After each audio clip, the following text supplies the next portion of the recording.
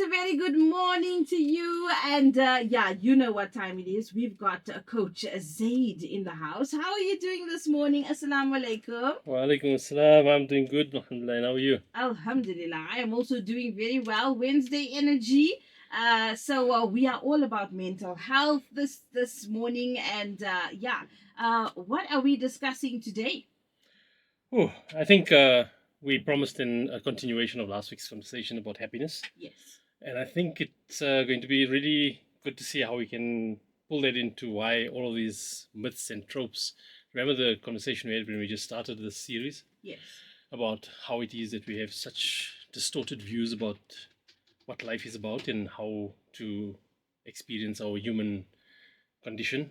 We can hook all of that up and prove why it is that if you don't have a good understanding of this mental health thing, the very thing that you're hoping it was going to do for you is actually not going to happen, which is have a happy, comfortable life. What are some of the myths about happiness? Like the common things that we believe to be true, but really is far from the truth about happiness. Well, happiness, I think one of the things that came through consistently in our conversation last week also was that it's not a choice. You can choose to be optimistic, but that's not necessarily going to make you happy. The outcome of the optimism is what is important, right? So if you're optimistic every day and you're just never ever getting to where you want to go, then eventually the optimism is going to fade, which means that you never quite achieved happiness. You might have been lighter in the way you approached your job and the day and the week and your family and all of those things, but that fulfillment, if it didn't happen, then happiness is going to be elusive. And then eventually you're just going to think like, what's the point? And then you're going to become more focused on yourself and you're going to think, well, no one understands and no one cares. And that's how you then think that your happiness is an inside job and it's for you and you must take care of yourself first and all of that. And you just go further and further away from that space of happiness. You know, you mentioned something about work, and a state of fulfillment. I mean, what role does your work play in your ability to be happy? Ooh, that's a big one. Because most people work because it's a means to an end, but they lose sight of that. And then their work consumes them, and it becomes what defines how they feel about themselves and whether they feel successful or not, and all of that. And the really good reasons why they needed to work in the first place, which is create the life that they wanted and provide and serve the people who are important to them, that loses focus. So if you don't recognize whether work is a means to an end or is it the end itself, you're going to lose yourself to that while you actually contaminating or just destroying the very thing that you had reason to want to go work for in the first place. The other thing is that if you don't recognize that when you're working, especially if you're working in someone else's company, corporate life, working for a boss, that's not your value system. That's their value system that they're going to impose in that space because that's what's going to be good for business for them. And if you don't realize that there's possibly going to be a conflict between that and what you believe to be good about life and true, and what ethics should look like and all of that, you're going to find it difficult to strike a balance between who you know you need to be versus who they're demanding you to be. And then that creates so much of tension that you carry it back home with you, and your home life becomes contaminated because of it, because you're not going to blow up in the office because that's a means to an end. You need that income, you need that check, you need that revenue because that's what makes everything else possible. So we lose ourselves to our work life too often, and that's why it becomes consuming. But if you just strike a balance, like in your own mind, you remind yourself that you're there because there's a specific need for being there, and you fulfill that need, and you go home and you live. It becomes a lot easier to find balance and to find happiness. You know, I always say if you go home and your kids and your husband and everyone else knows the names of your colleagues and they feeling your pain, already you've already overspoke. Like you have taken your work problems home and you have, like you said, contaminated your home now with your work issues because you're not going to blow up at work. And this affects the families overall. Imagine you're at the dinner table so consumed by work. And how do you know this? I always say a key indicator is that your family knows the names of your colleagues. They have a perception of them. They hate them on your behalf. Like, Yeah. Well, I think a cynical take on that would be does your family have more information about your colleagues than what your colleagues have about your family, Yeah. right? But also there are, and I'm saying cynical because I don't think it's a good thing for for your colleagues to know everything about your family life either, Yes. right? We need to strike healthy boundaries and healthy balances, right? Otherwise, you invite every Tom, Dick, and Harry into your Mm. personal space without realizing it, and before you know it, everyone's got a whole lot of info that they use to try and take advantage of you about, Well, and they yes, play you. yes, yes, and they could exploit that vulnerability of yours, right? Yeah. So tell us, Zaid, is happiness the absence of negative emotions? No, the absence of negative emotions is just neutrality. It's indifference. Happiness is about outcomes. It's about believing that you have a life of substance, something that you wake up and look forward to, not something that you wake up and you have to do. Happiness is about how it is that you experience things, not what you do to experience it. So, if I don't get this right in my head, if I don't realize that happiness is a natural consequence to my efforts, then I'll lose sight of the fact that my best effort and trying so hard and everything else, I might be applying myself at the wrong things, hoping to find happiness when I'm done. Mhm. And that's something I get a lot, especially in our community, right? Brown people have this massive thing about imposter syndrome. Mm. And imposter syndrome is where you like keep chasing, chasing, chasing because the last accomplishment wasn't enough. And you keep thinking, well, is that enough? Or do I have a right to be here? Have I earned my credentials yet? Do people respect me? And who do I think I am playing in this league? And all of those sorts of things, right? Where you're just second guessing yourself all the time. And usually, when people have that headspace, each time that they accomplish something, the sweetness of that accomplishment, which some Mm. would look at as happiness, is very short lived, right? Something that you should be able to savor for a long time becomes something that you savor for a couple of days, and then it's like, okay, what next? Mm. Okay, so what? Right, I got that. What's the big deal? My life is still my life, Mm. and that's what happens when you're chasing rather than actually living in the moment. The mindfulness thing, right? And it all comes together. Everything's connected, and that's why when people want to sort a problem out in their life, you can't just take a focus on that problem only. Mm. You got to look at why it is that that presents a problem to you. Mhm. And that's what people lose sight of. They lose sight of why it is that work affects their home life and why it is that their home life might affect work. It's because of how it is that they are not separating in their minds what the one means for the other. Mhm. And that is something that is just so prevalent that we then start looking for coping mechanisms around it. And then we start talking work life balance and we start talking of healthy habits and the 5 a.m. club and all of that nonsense. And I call these things nonsense because if you're going to adopt habits because someone says it's a good habit to have, you're not going to be purposeful about it. And then you're going to rely on that habit to produce the outcome that you're looking for.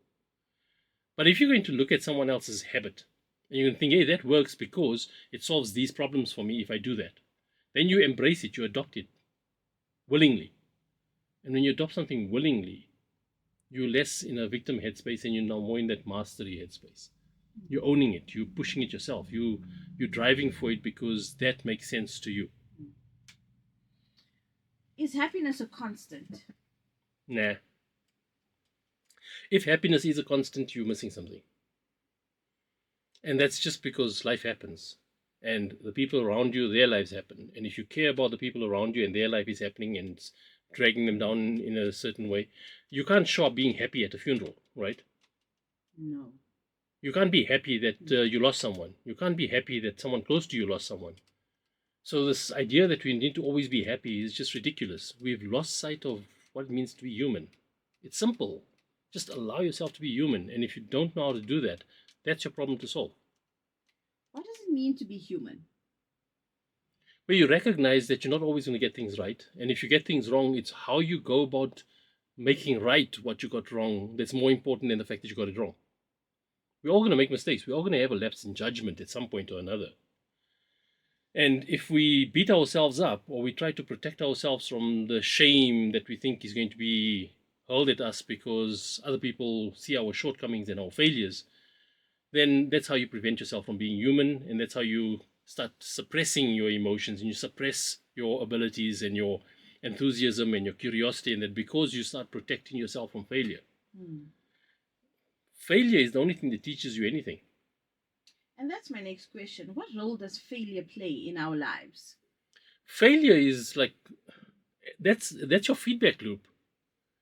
Failure is what makes you aware of the fact that there was something you didn't consider. And if you want to master a craft, you have to get something wrong. You have to see a shortcoming. You have to see how something is lacking, how something can be taken to the next level.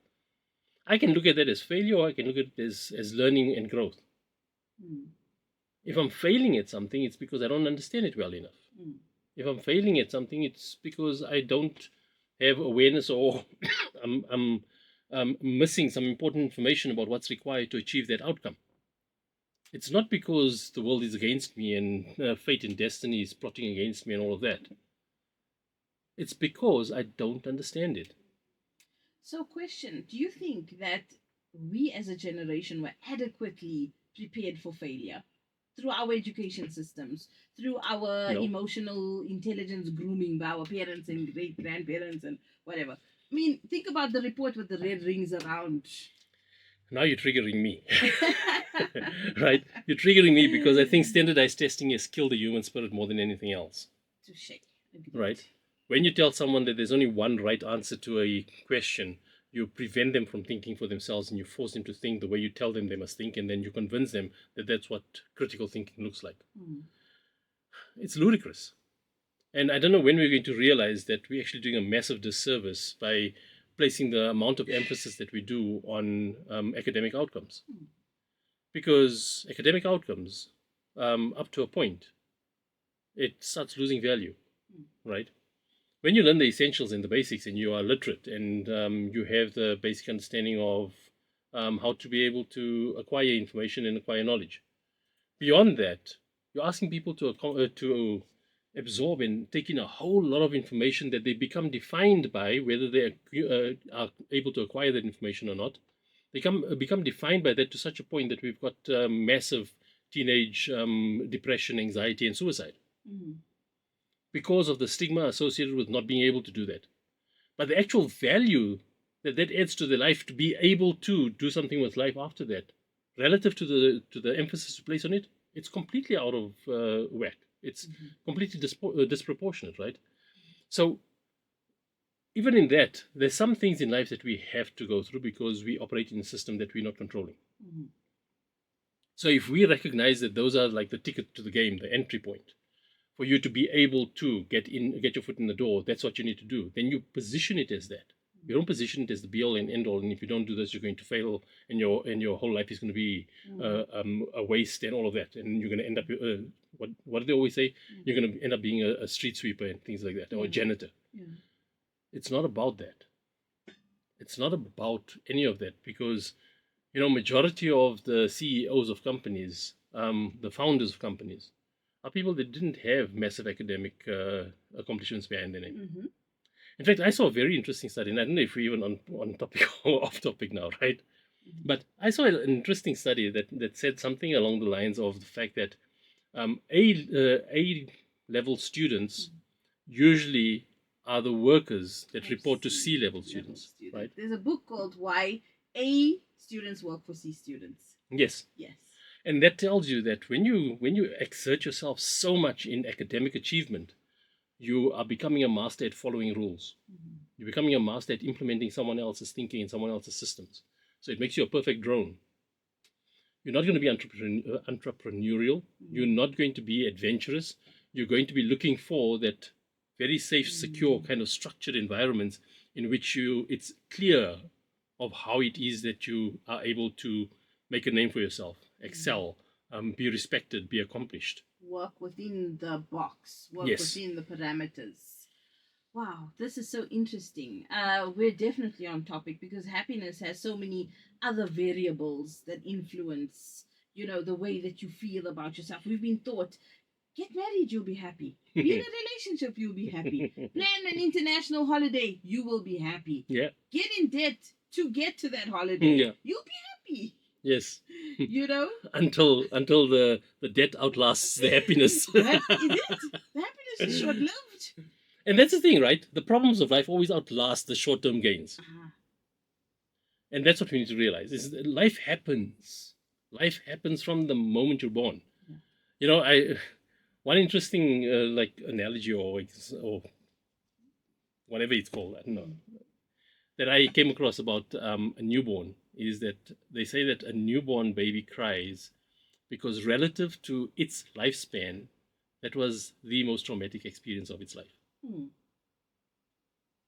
which means that life is relative. Mm. And the more life you have behind you, the greater your frame of reference, your points of reference you're going to have about what is bad and what is good. And that's why eventually, if you're not living curiously, if you're not living adventurously, and you're not like, being human and interesting and pursuing stuff, Mm. if you're not doing that, eventually life becomes just nothing to look forward to. It's routine. You have your Monday to Friday, and then you have your weekend routine, and then you prepare for Monday again, and you have your Monday to Friday, and you have your weekend routine. And the saddest part of the current way of living is that you then end up looking forward to retiring. And by the time you retire, all the stress and all the strain of those 60 odd years of exerting yourself in something you didn't fully enjoy or fully embrace, it takes a toll on your health, it takes a toll on your mental capacities, on your faculties. And then you're looking forward to retirement, and suddenly you realize that in retirement you have no purpose because your work was your purpose. And then you overcompensate for that by trying to impose yourself in the lives of your family members.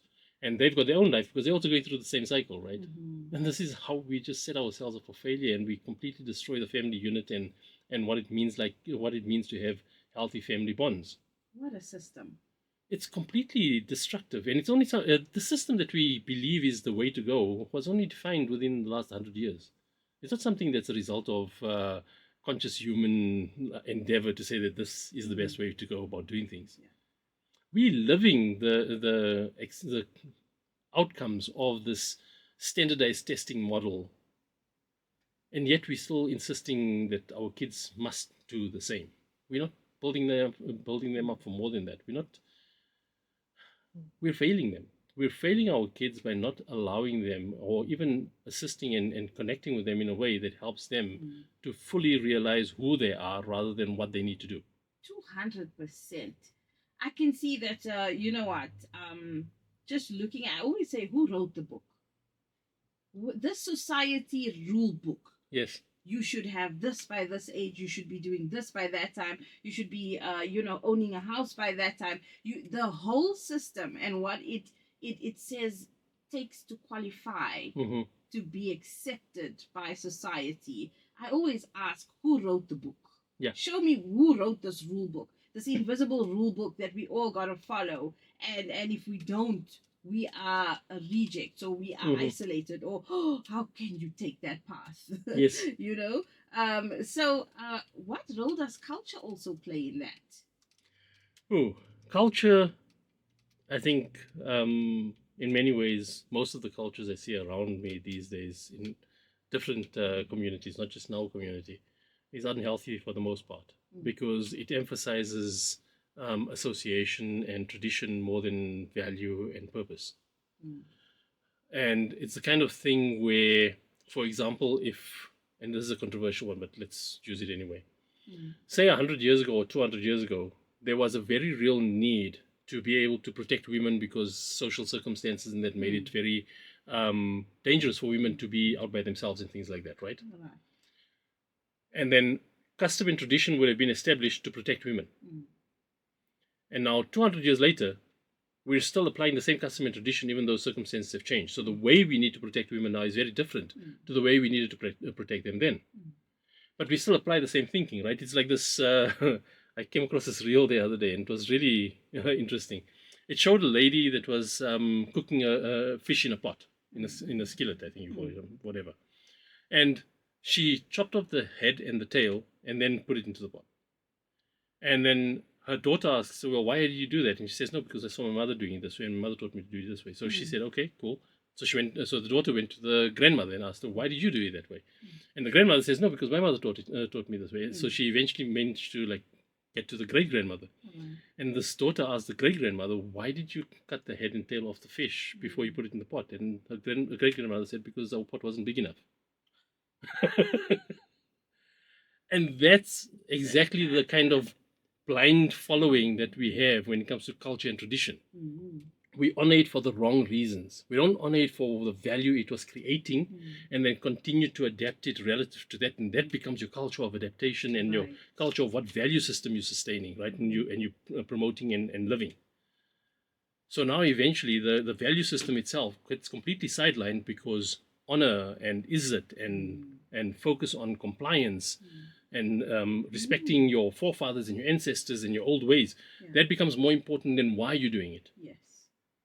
And that's why we're losing our children, because we don't have that village that if they look around, everyone tells them the same thing. And that's something that we touched on before, and I think it's critically important, especially when it comes to happiness, right? Yeah. Is that if you don't know where to look for what life is about, for how to figure out how to navigate life, then you're going to be testing and picking and choosing from all different places, thinking that that is better for you, even though you've got no wisdom, no lived experience to choose purposefully. And if you're just going to rely on compliance as being the reason why children should grow up a certain way, you've lost. You've lost the plot and you've lost your children. Very important. And I think that this is a view that parents will appreciate, especially in this day and age where, we're looking at schools differently, the schooling systems differently. We're looking at homeschool versus traditional mainstream school. We're looking at should a kid attend school in the first place? We're really at a time, I think we've arrived at a time where we are questioning the box, the structures, everything that we've been taught. We don't have to reinvent. We don't have to get back onto the same wheel, the same wagon. Yes. So I do feel that is changing. It is changing, but parents are slow to adapt because they operate from fear. Right. And if anything destroys happiness, it's fear. Right? If you're operating from fear, if you're doing things because you're avoiding consequences, if you're doing things because you want to be sure that you set your children up correctly for life relative to what it is that you think gives them the highest probability of success, without actually seeing your child, without actually connecting with them, and without building a sense of self in them that is not defined by whether or not they're successful. If you're not doing any of that and your focus is always just fear of avoiding negative outcomes, that's what you're driven by. Forget about happiness. Forget about fulfillment. Forget about energy levels that's going to carry you through the day. Because the only time your energy levels are going to be in line with what it is that you need to accomplish is if what you're actually looking to accomplish is something that you take particular joy in. And that's the problem. How many people cannot cope with the day without taking supplements? Oh my gosh. Let's forget about the chronic medication for a while. Let's look at the rise in use of energy drinks. It's insane. We're pumping our bodies with absolute rubbish, and then we expect ourselves to be more functional and more healthy and more fulfilled in all of it. You're constantly ignoring what your body's telling you about your mindset, right? Because that's what your body does. If your mindset is bad, your body will be unhealthy. Then your body is unhealthy and your mindset is telling you, well, go and supplement your body. Yeah. Don't change your mindset, supplement your body. And then because it supplements and that lifestyle choices that you make that kind of help you to cope with it, because it gives you hope that you are now able to be better, you think that you solved the problem, but you didn't. You're just enabling the problem. You're enabling the problem and you're delaying the inevitable. Absolutely. So this is a very, very insightful conversation, very powerful. And our listeners are coming through. Asma saying, good morning and assalamu alaikum to Nazia and Coach Zaid. Hope you are well. Big fan of the show. Your energy is contagious and I am loving the show. So, yes, Asma, stay tuned for more. And I can tell you this, if I am in deep contemplation, and Zaid is all business today, by the way. No, you are. Come for me. Come for me today. You can drop your questions on 0772804792. What are your myths about happiness? What are you feeling like? You know what? I always thought I needed to achieve certain things in order to be happy. What is fulfillment? what is it to have a job that fulfills me? I thought I'm supposed to be, doing the 8 to 5, getting home, running the errands, whatnot. Who are you in all of this? Where's your happy? And what does happiness mean to you? We want to hear from you. This is Shaky, and I can tell you now, if you are with Coach Zaid, your thinking will be shook, literally shook. So yes, we're talking about the myths about happiness and how we have literally like fooled ourselves, how we've just been blindly following the prescription without questioning. Where did this come from? What does it do for me actually in my current circumstance? Mhm. Is this what it's gonna take to make me happy? One of the things is relationships and happiness. This is where we get it very wrong. Oh boy. Very, very wrong. I think we'll need 2 hours. 2 weeks. 2 weeks. 2 weeks. Just to talk about how it is that people need to complete each other. That alone takes 2 weeks. Oh my goodness. That is the single statement that makes me want to throw up. Yeah, it's like, if anything, that reflects exactly how little we have awareness of our sense of self, who we are, right? It's one thing to say that there's certain things in life that will just be more complete with a partner. Perfectly understandable. But to say that who I am, me being happy and finding happiness and being enthusiastic about life, that is only going to happen if someone comes and completes me. Now you putting responsibility on someone else that more often than not, they're not going to respond kindly to it. Initially in the Valentine's Day stages of your relationship, initially they're going to feel, oh wow, look how good I can make her feel, or I can make him feel. And that gives them reason to believe that we're compatible, we're made for each other, right? Until they realize that, okay, it's always going to be like this. I'm always going to have to show up in a certain way, otherwise you're going to be unhappy. And I can't do anything for myself, because if I do it for myself without you, then that means I'm doing something wrong. And then they become like leeches on each other. Yeah. And they don't like being leeched on because it feels smothering and it feels restraining. And then they start with all the problems. And that's when the honeymoon period is over. And often that happens just after the marriage. Doesn't even wait for 6 months or a year afterwards. It's that from courtship into marriage, it snaps. Wow, they now say you shouldn't stop dating. What do you think about that? They say, don't stop dating your spouse. Is that why they say it? Because the moment you stop dating, you're setting yourself up for failure here. You're creating a false expectation. Good intention, bad method. It will have a bad outcome. So here's the thing, right? Why did you date in the first place? That's the reason that you need to connect with, rather than I need to continue dating.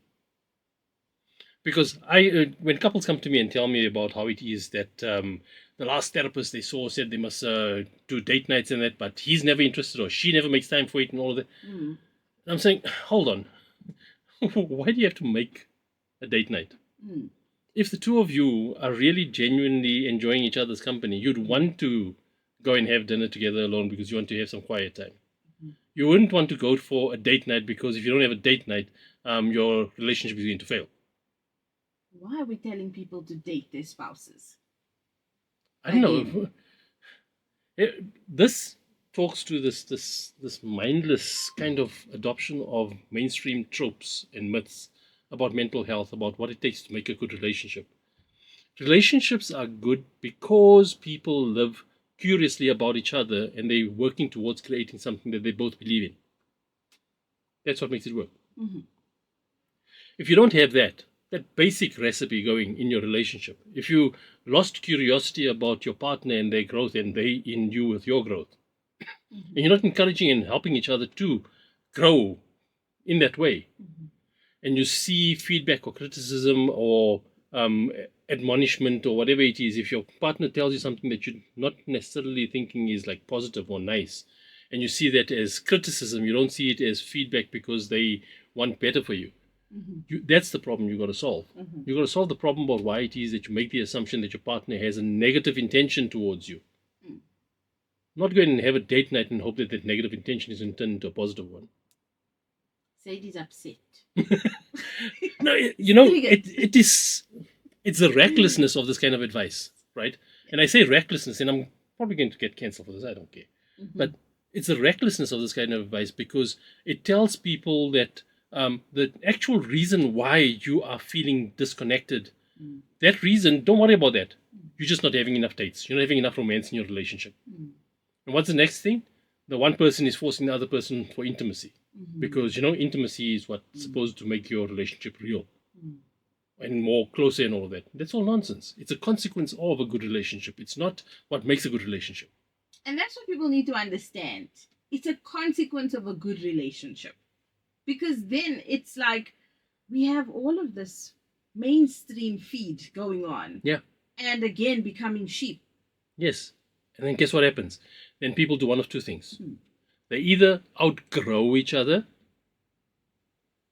or they stay together for the sake of the kids. What is an outgrowing of your partner? What is that? It just means that you lost interest in each other a long time ago. Just like that. Just like that. It's simple. We mustn't complicate things. We mustn't complicate life. Life is complicated in itself because there's so much that's happening around us. Don't overcomplicate it by coming up with mental health tropes and nonsense that just makes it even more difficult to see the person you're with. Self-diagnosis. Oh, yes, the labels. Oh, my God. You called me in to trigger me today. I can see that. I'm enjoying this. Normally it's me that's on my back here literally going, what? But this is what we face. This is what we're being told. What's the one thing we got from Western society? And I'm saying Western society because they celebrate this, right? And it's the very same thing that they themselves right now, there's a massive rise of awareness of the fact that their entire culture is imploding because of it. Yeah. And that one thing we got from them is hyper-individualism. Hyper-individualism. Everything is about me. My identity, myself, my needs. How I need you to show up for me before I'm going to show up for you. I want to throw myself down the stairs. And that hyper-individuality, it completely destroys the quality of life, right? Yes. Because the one thing I can tell you with absolute certainty is that if you've got no one who thinks that you're significant, you can have every luxury and every privilege in the world. You're not going to feel good. It's not going to make you happy. And if you think I'm lying, look at all the celebrities who lose themselves to drug abuse and alcoholism and reckless parties and all sorts of things. You Why? look at them and think, you got everything. This is us. Yes. You've got everything. You've got everything. And everyone's chasing the same thing, even though you can see how their lives itself actually sucks, which means, what are we chasing? We're chasing validation. We're chasing for people to celebrate us and to worship us. True. I mean, look at if people don't like this post. Yes. How does it make me feel? Yeah. Like the fact that nobody liked my post can shift my mood. Yes, which means then my focus is going to be on what do I need to do for them to like my post, right? There we go. And that's how you start selling your soul. Yeah. Because now you're playing to the audience, you're not finding your audience, right? So if you're going to, and a common thing about social media these days, the more popular you want to be, the more ludicrous you have to behave. Jeez, yes. Right? Yeah. You have to be literally like sensationalistic or ludicrous in the way you put your content out there. Otherwise, it's not going to go viral as much as the last TikTok trend or the last prank that went out or whatever it is. So you got to decide, is that who you are? Is that who you want to be? Is that what's going to solve the problems of your life? And if you say, well, the views bring you revenue because then you earn ad revenue and you get gifts and all sorts of things on TikTok and on whatever it is and subscriptions, then okay, what are you doing with that? Are you using that to take your game to the next level so that you can be even more popular? Or is that actually solving a real life problem for you with the people that matter to you and with the people to whom you matter? Do you even know who those people are? It's amazing. You're talking and I'm thinking Mark Zuckerberg actually has said that because Facebook is tanking at the moment, he's saying that basically he will start deleting your friends off your friends list. It's even worse than that. A few years ago when I was still like dabbling in the social media space, I looked at it and I thought, okay, and now thinking back, I realized that I'm not the only one that was incorrect about this and probably messed up a lot of other people's friendships and relationships, is that you post something and you see that friends that you know are active online, they just don't react or comment or even just say anything about it or even acknowledge it. Okay. And then you automatically assume, well, I know you're online and I posted, so you must have seen my post. So that means you're ignoring me, Yeah, you don't care. right? Meanwhile, the algorithm these days, if you're lucky, it will expose your posts to at least 3% of your followers or people that you're connected with, your friends. 3%. Yeah. It literally won't show up on their feed unless they come looking for it. Oof. And then this broke a friendship. And then you assume that they're not interested and they're not keeping up and connecting and all of that. Oh my gosh. And the reason they do this is because they want to encourage you to pay to boost it so that it can reach the people that you already have connected with you. And here we are thinking back to a time when our grandparents, your auntie in Durban knew nothing about your life. She phoned after 3 weeks. Yeah. And they still tight as ever. Yes. And here we canceling people like this because I did post. I know you saw my post. Yeah. You don't like, you don't share, you don't do anything. It's just, it's so shallow. It's so superficial. Like we've lost the essence. We've lost the value of human connection and relationships. Yes. The value placed on these relationships. And our happiness is very dependent on that validation. Yes. That like, that share, that repost, that, it's actually nauseating. And then you start developing this false sense of assurance and inclusion and recognition, believing that the people online get you more than your partner who's sitting next to you. Oh, yes. Right?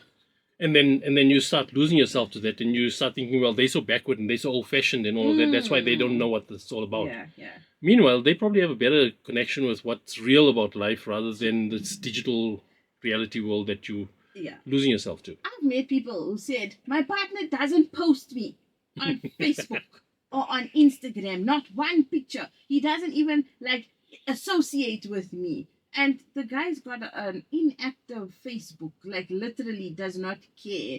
And there's so much of value. Like, if I was yours, why don't you show the world? Why do you have to hide? Yeah, why aren't you showing me off? Yes. Why does someone need to show you off? Are you looking to be a trophy partner? You know, one of the saddest things that I've come across a couple of times now, so I'm not exposing any specific client of mine or anything, but a couple of times I've had this, I've encountered this dynamic in a relationship where a couple would talk about their best year together or when things started going south in their relationship. And you end up seeing that the one person thought they were having the best time of their relationship ever. And the reason for this is because they can go back and see all the happy stuff that they were posting on their social media feeds. Yeah. And the other person is at that same time was actually getting wandering eyes because they just felt completely invisible. Wow. And that's the thing, right? If you're so busy sharing what you think is so amazing about your life to everyone else, you're not actually present in your life. Because every moment becomes a shareable moment. Every moment becomes a reaction or a reel or some new template you're going to apply to it and whatever it is. And the moment you're experiencing something with the intention of how am I going to capture this to share it, you're not experiencing it anymore. I love that you said that because this is the generational problem we are having right now. You with someone and they are like this. Oh, what did you say? No, sorry. Can you hold the phone for me? Oh, look, I see that. The photos. Oh my goodness. I want to literally throw the phone in the nearest water, any water body, because I'm like, are you here? Are you here in this moment with me? Frankly, it's disrespectful. I feel it's disrespectful. It's completely. It's like someone talking to you and you're looking somewhere else. Yeah. Right? Literally. Yeah. So if it's crazy because if you're sitting in the same room with someone and you're talking to them across the room, right? And someone walks between you, what are you going to do? You're either going to pause when you're talking until the person walks past, or you're going to bend and look around that person so you can maintain eye contact as you're talking to them, right? Yeah. That's how much we need to be connected with the person we are engaged with, that we're talking to. Now we're sitting there on our phones and we're saying, yeah, I'm listening to you, don't worry, I'm listening to you, and you're scrolling and you're scrolling. And you think, yeah, but why are you on my case? I just need to unwind a bit. I had a tough day. Yeah. You had a tough day because you don't have quality of life at home. The better your quality of life at home, the more resilient you are to deal with what comes into the office. Because when you're at the office, you'll realize This is not what's the most important thing in my life. This is a means to an end. True. What's happening at home is what's important. But if you're not connected with that, you're going to blame everyone for not cooperating and making it easy for you and accommodating you and understanding why it is that you don't have energy for them. Mm-hmm. This is very powerful. How do we deal with unhappiness? You own it. Mm. You own your contribution to your misery. If you're not owning your misery, you're blaming someone else for it. And as long as you're blaming someone else for it, you won't be able to do anything about it. And that's when you're going to wait for someone to come and save you from your dreary life. Just imagine somebody saying that, you know what, my happiness depends on other people. My happiness depends. Somebody recently said to me, if my partner's upset with me, my whole day is upset. Yeah. And, to a point you can say, okay, well, it upsets us to know that someone we care about is upset with us. Yeah. But that should not define how we show up for them or how we show up for everyone else. 100%. Right? So then if you invested in that person and their relationship with you, you're not going to just be upset and you're going to wait for them to fix themselves so that you can be happy again. Mm. You need to be equally committed to understanding why you're upset with me. Mm-hmm. What is it that we need to do differently, or what is it that you might have misunderstood, or what did I forget about that was important to you? Mm. We keep making assumptions that the other person is acting deliberately, but when we look at ourselves, we keep believing that, no, I'm human, so I'm going to forget things. Why don't we give other people the same benefit of the doubt that we give ourselves? Powerful question. Why don't we give other people the same benefit of doubt that we give to ourselves? Coach said it's almost our end of our hour. What do you have to say on happiness? What are our closing remarks on happiness? Your advices? Live purposefully and happiness will come on its own. And I mean purposefully. I mean, like, what's your value system? Who defined it for you? Are you actually honoring your value system, or are you just doing things because you need people to see you a certain way? You're presenting yourself to the world because you need acceptance. Purposeful living. I mean, Live with conviction. Do people even know what conviction looks like anymore? what is conviction? Conviction is your genuine, intense belief in the value of why something is important. Mm. We talk about courage and we talk about being brave and bold and all of that. Yes. It's got nothing to do with that. It's got to do with conviction. If you believe something is really important, nothing's going to sway you from pursuing it. Simple as that. Well, I think that this is a lot of food for thought. Mm-hmm. And I think that happiness, the conversation over the last two shows that we've done have definitely shifted perspective. Listeners are thanking us a whole lot. As I'm saying, this conversation is on point. Very powerful message. Thank you so much. We've got Mohammed saying, I needed to hear this today. Thank you so much. Also asking for your details. ZaidIsmail.com. ZaidIsmail.com. And you know what? All of the things that we have learned about happiness, I think we need to unlearn. That is the most critical skill, if you want to call it a skill, that anyone can develop right now. Yeah. Is unlearning. Yeah. And I want to trigger some people and go back to the topic about school before we finish off very quickly. Sure. When I was working abroad in Tunisia in 2008, and I'm saying this because context and time is really important to this point. In 2008, which, if my math is correct, was 17 years ago. Right, I'm showing my age, but forget about that. In 2008, the entry level qualification for doing PC support in a corporate, PC support, desktop support, going around fixing PCs. Yeah. The entry level qualification for that was a BSc Computer Science in 2008. Oh my gosh. A BSc Computer Science in 2008 in Tunisia.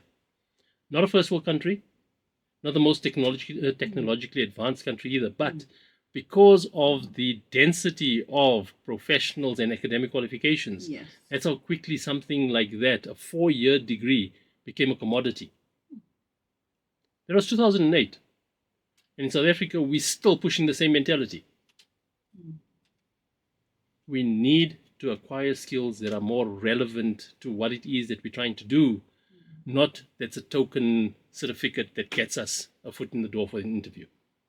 Very powerful. Look at corporates these days and you'll see they are not hiring based on degrees. What are they hiring based on In now? fact, there were massive corporates, including Google, Oracle, and a few others, and Oracle is not my best role model right now. But anyway, a lot of these things, a lot of these massive corporates have given up looking at minimum criteria being academic qualifications. They're looking at aptitude, they're looking at attitude, they're looking at culture fit. Attitude, aptitude, culture fit. And some of the godfathers and AI gurus around the world right now, respected thought leaders, they're all saying that the one job or the jobs that AI cannot take away from you is artisan jobs. True. How's But yet, AI going to repair a tap? Yet we still diminishing the value of those jobs, even though there's massive money to be made in that industry, in those industries, because there's such a shortage of good quality professional skills and honest workmanship. But we putting our children through the sausage machine, hoping that when they come out on the other side, someone's going to want to buy them. I think that we need to talk about this in our next, I can say in our next show next week. We need to talk about the sausage machine culture, the boxes that we have created. Yes. And how to basically revolutionize your thinking. This is important. Mindset change. What is that? So it's been an esteemed pleasure. Thank you so much, Coach Zaid, for giving us our weekly dose. We look forward to it. Of intensity. That's why we need 7 days. 7 days before we see you again, because when you leave, the mind is like, is that what you thought? Oh, is that what you thought? Like literally, that's what's going through. Oh, is that what you thought? Is it working? Like you're happy? Are you happy with this? And if not, what role do you play in your misery, my dear? Yes, own it. Don't blame the world for it, and don't blame your past experience for it. Own your misery, and you'll be able to find happiness. Thank you so much, Coach Zaid. How can we get hold of you? zaidismail.com, or if you want, I can drop my WhatsApp number as well. Sure. It's 083 65 99 183. There we go. Thank you so much, Jazakallah. Please go safely. We look forward to the next show next week, same time, same place. Looking forward to it as well. Thank you.